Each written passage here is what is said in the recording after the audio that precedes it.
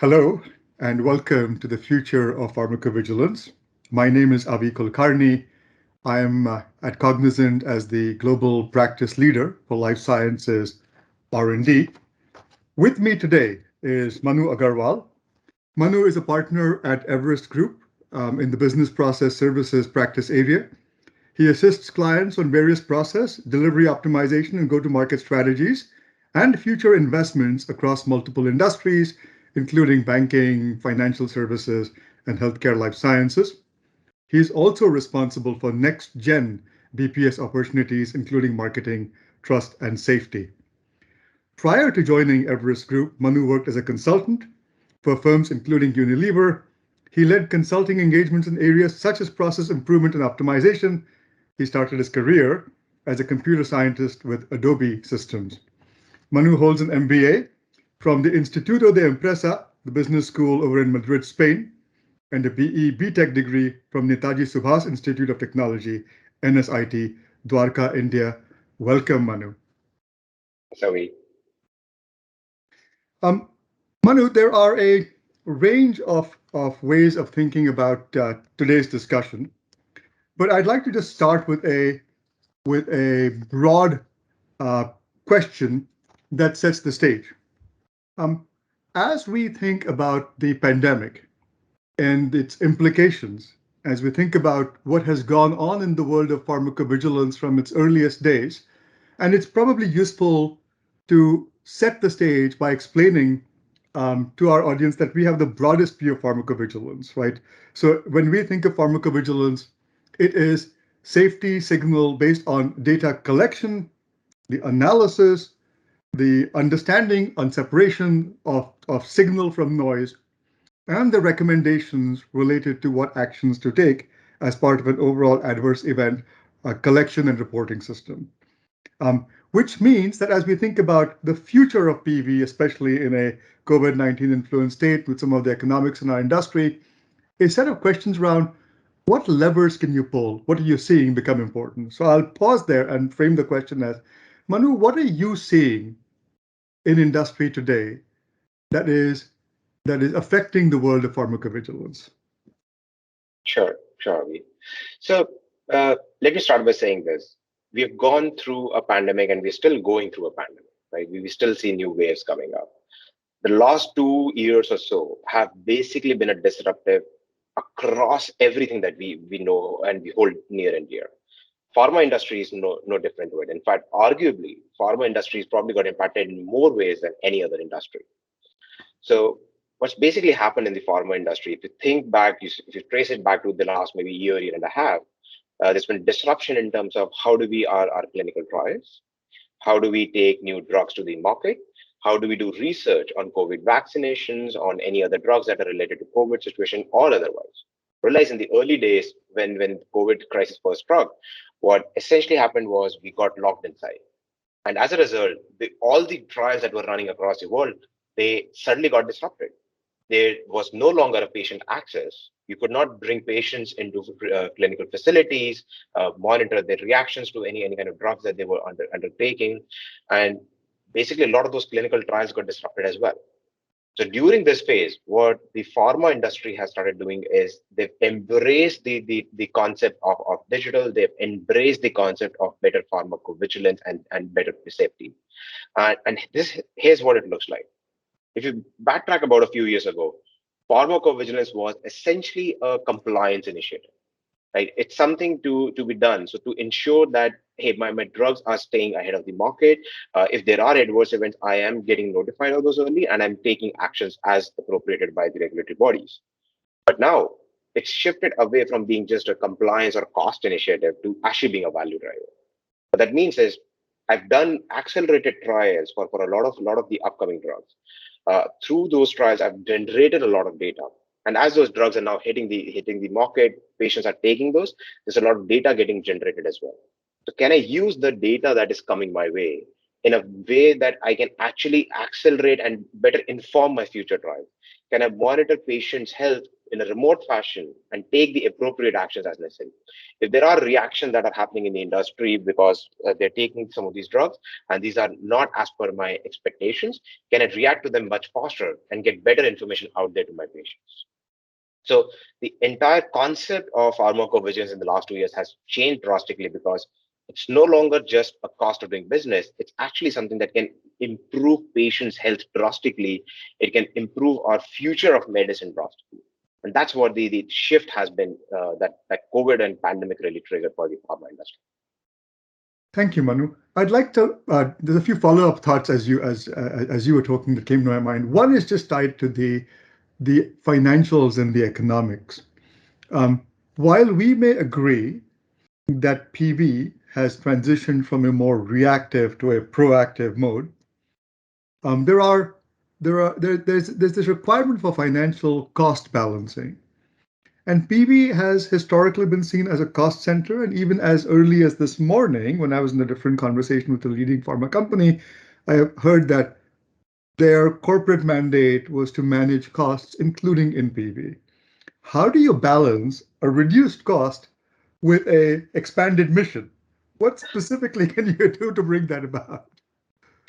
Yeah, so that's the age-old catch-22 in the services industry, right? So there's always cost pressures, but then there's always a need to do more. So actually, and you're absolutely right, right? If you think about the pharma industry in general, the across the board mandate is that hey, we cannot increase our spending on pharmacovigilance by let's say more than about 5% a year, right? That's roughly the number. It kind of varies a little bit depending on geography, depending on the therapy areas and stuff like that. But on an aggregate level, the market wants to control the spend at about 5% growth a year.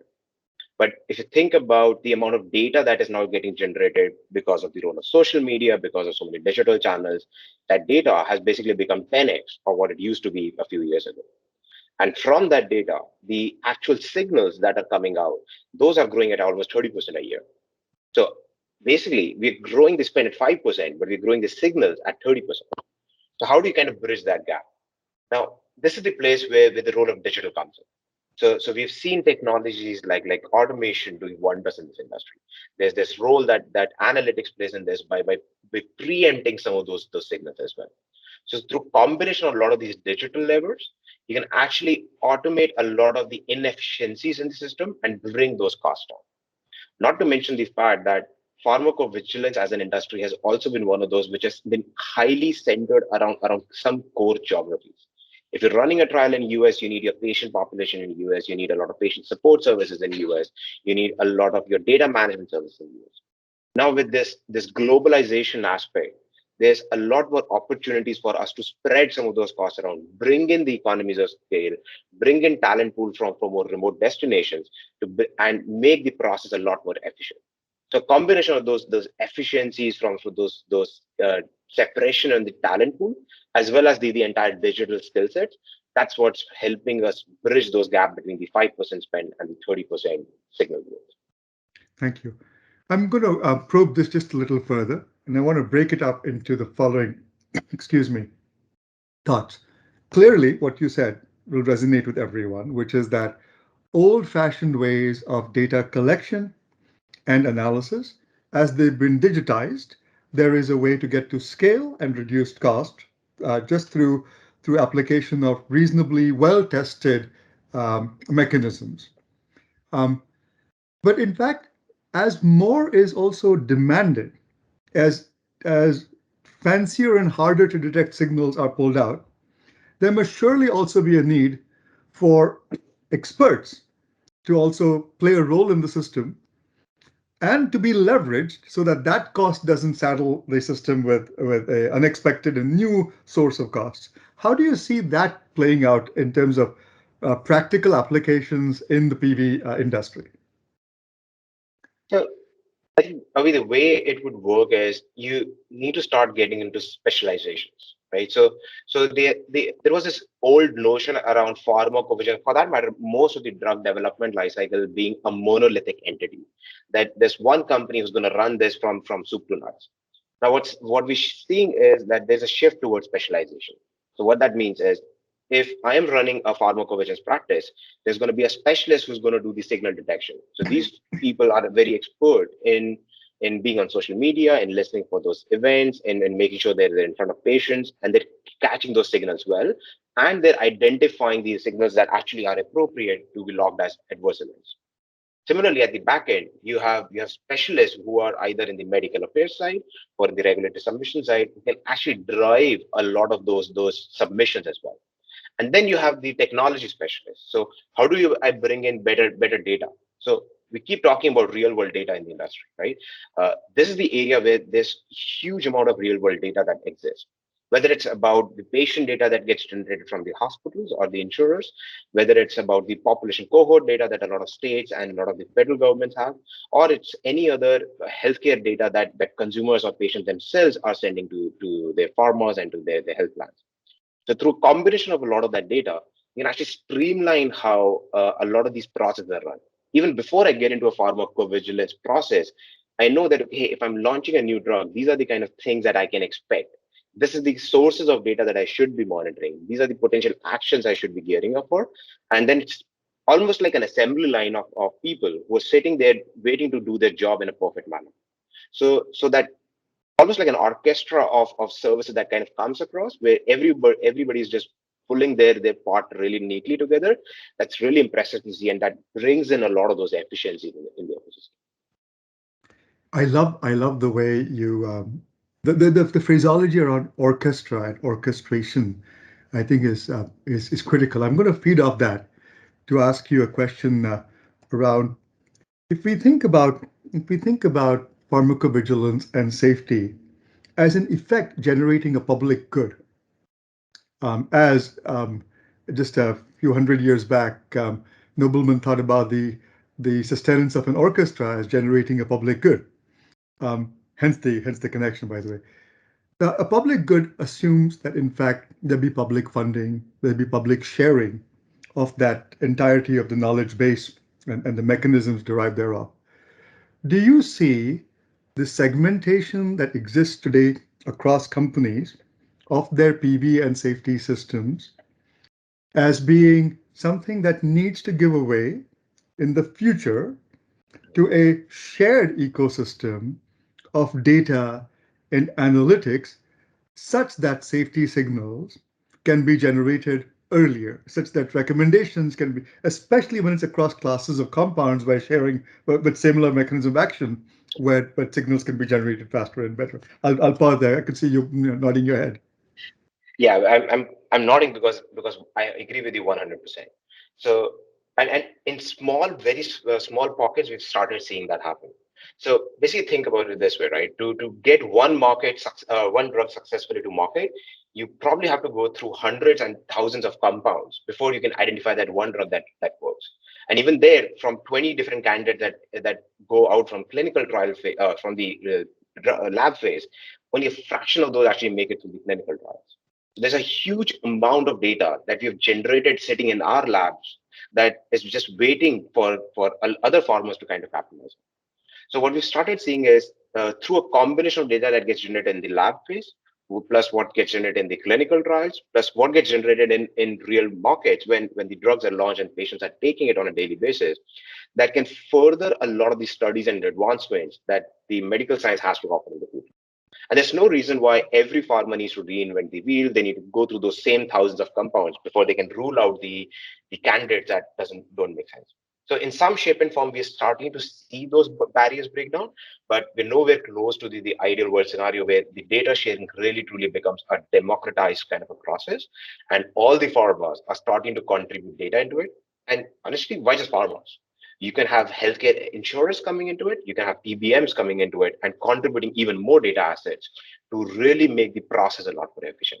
And I would argue to some extent that that's where the role of governments also starts becoming important because they need to enable that transition, they need to incentivize those transitions so it makes it more financially viable. And over a longer period of time, the shared ecosystem is actually benefiting rather than there being winners and losers along the way. I've come across constructs, by the way, which are in fledgling stages, right? Where things like data sharing and yet respecting privacy by pulling not individualized data, but the metadata that allows for the analysis. Like so creating of a data fabric that balances the core primary data with the data set that's required for the analysis are being put together. But to your point, it's in its infancy and it requires a large number of actors, including governments, to come together. So that's a well made point. Well made. I'm going to shift topic slightly to something that's just more digital as a straightforward question, and this is about patient safety monitoring. So now we move into what you had said, moving from reactive to much more proactive. What are you seeing as the technologies of the future that will give us greater hope that patient safety monitoring will be better done at better cost with better adherence, and so on, a whole range of benefits? Let me not articulate them as much as hear them from you. Thank you. Sure. So I think that's a pretty open-ended question. So there's honestly a lot of technology that I can mention, but let me give a mention to a couple of those, right? So first, I think I mentioned this earlier.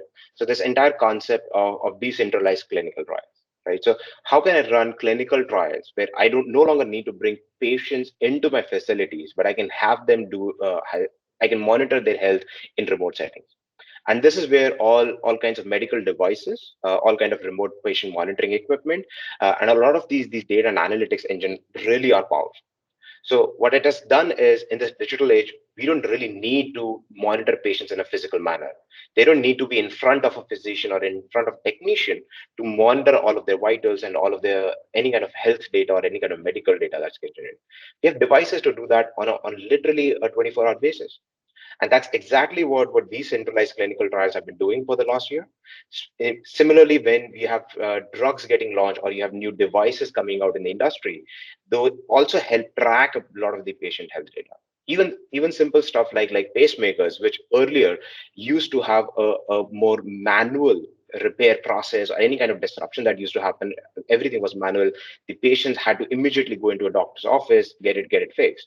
Now, a lot of those things can actually happen in a remote setting.